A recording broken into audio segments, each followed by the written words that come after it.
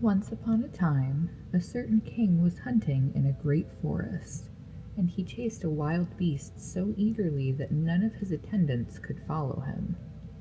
When evening drew near, he stopped and looked around him, and then he saw that he had lost his way. He sought a way out, but could find none. Then he perceived an aged woman with a head which nodded perpetually, who came towards him, but she was a witch. "Good woman," said he to her, "can you not show me the way through the forest?" "Oh yes, Lord King," she answered, "that I certainly can, but on one condition, and if you do not fulfill that, you will never get out of the forest, and will die of hunger in it." "What kind of condition is it?" asked the king. "I have a daughter," said the old woman, "who is as beautiful as anyone in the world, and well deserves to be your consort, and if you will make her your queen, I will show you the way out of the forest." In the anguish of his heart the king consented, and the old woman led him to her little hut, where her daughter was sitting by the fire. She received the king as if she had been expecting him, and he saw that she was very beautiful, but still she did not please him, and he could not look at her without secret horror. After he had taken the maiden up on his horse, the old woman showed him the way, and the king reached his royal palace again, where the wedding was celebrated. The king had already been married once, and had by his first wife 7 children, 6 boys and a girl, whom he loved better than anything else in the world. As he now feared that the stepmother might not treat them well, and even do them some injury, he took them to a lonely castle which stood in the midst of a forest. It lay so concealed, and the way was so difficult to find, that he himself would not have found it, if a wise woman had not given him a ball of yarn with wonderful properties. When he threw it down before him, it unrolled itself and showed him his path. The king, however, went so frequently away to his dear children that the queen observed his absence. She was curious and wanted to know what he did when he was quite alone in the forest. She gave a great deal of money to his servants, and they betrayed the secret to her, and told her likewise of the ball, which alone could point the way. And now she knew no rest until she had learnt where the king kept the ball of yarn. And then she made little shirts of white silk, and as she had learnt the art of witchcraft from her mother, she sewed a charm inside them. And once, when the king had ridden forth to hunt, she took the little shirts and went into the forest, and the ball showed her the way. The children, who saw from a distance that someone was approaching, thought that their dear father was coming to them, and full of joy ran to meet him. Then she threw one of the little shirts over each of them, and no sooner had the shirts touched their bodies than they were changed into swans and flew away over the forest.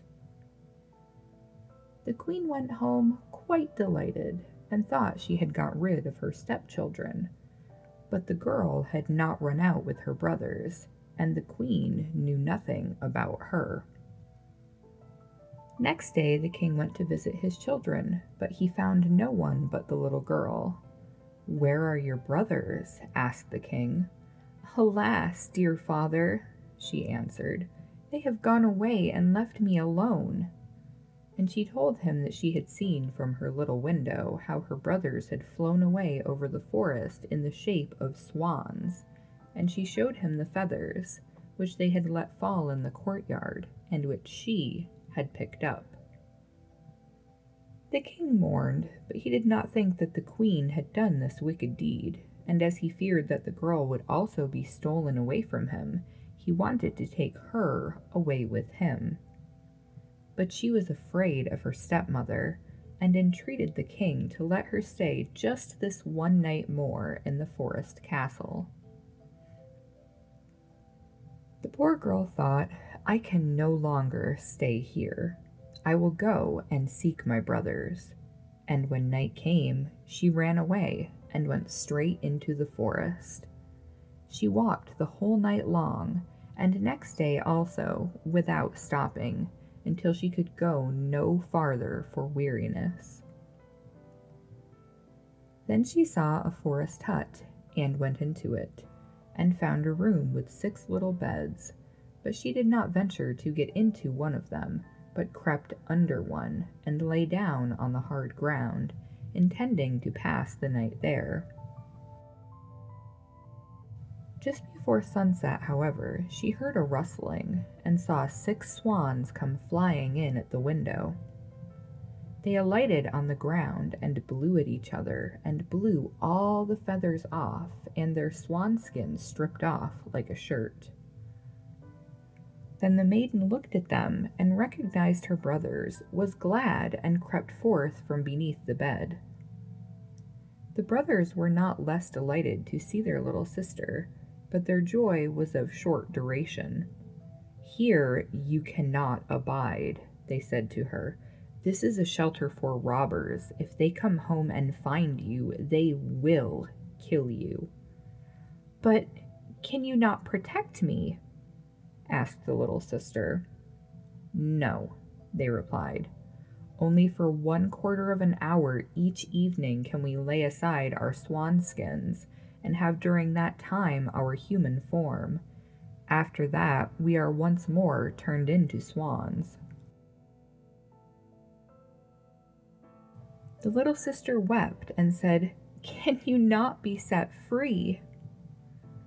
"Alas, no," they answered. "The conditions are too hard.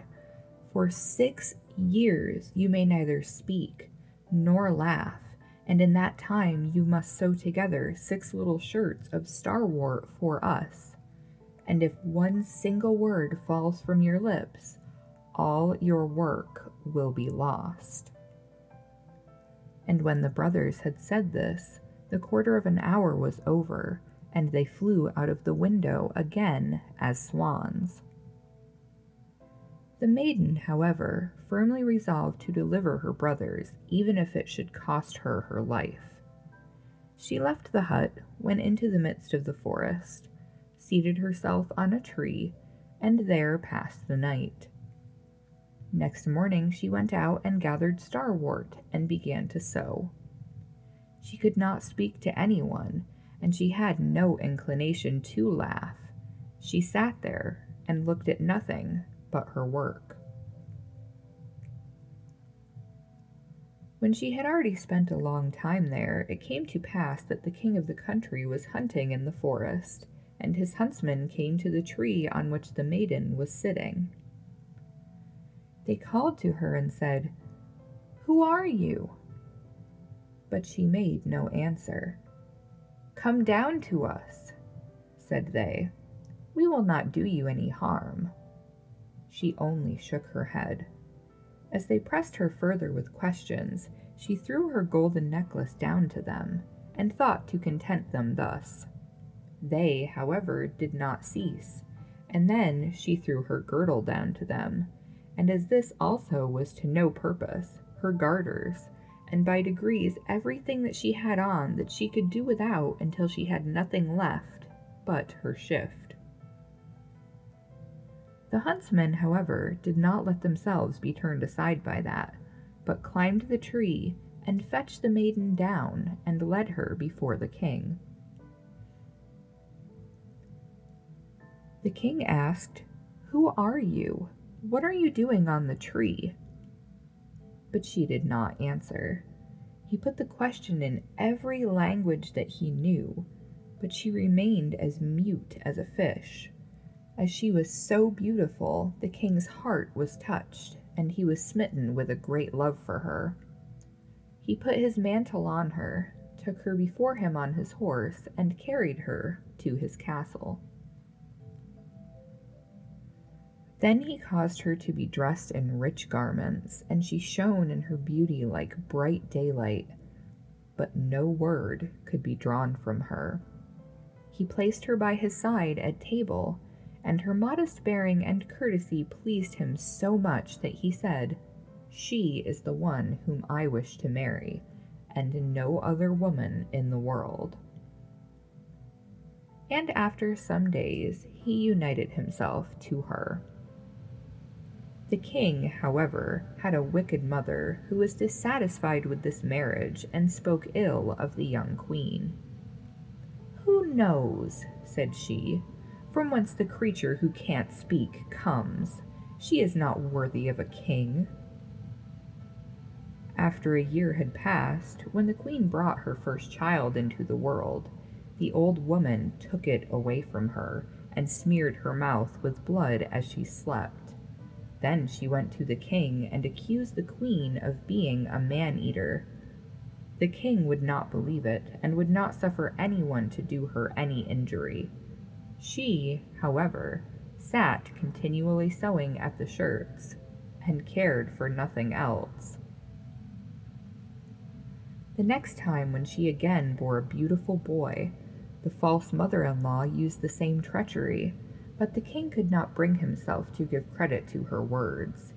He said, "She is too pious and good to do anything of that kind.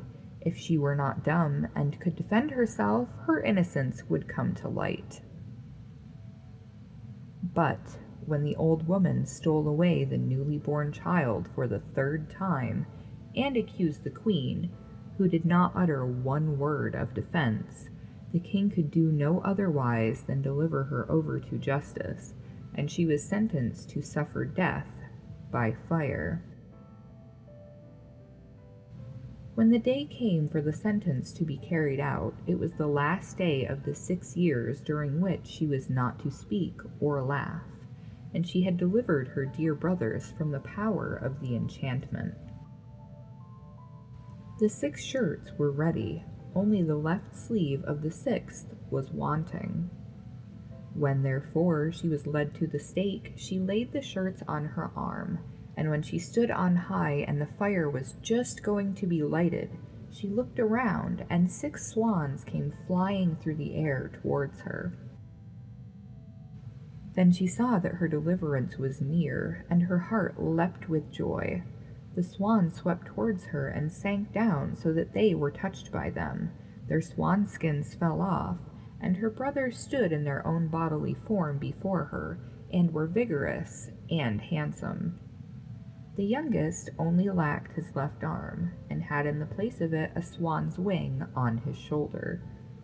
They embraced and kissed each other, and the queen went to the king, who was greatly moved, and she began to speak, and said, "Dearest husband, now I may speak and declare to you that I am innocent and falsely accused."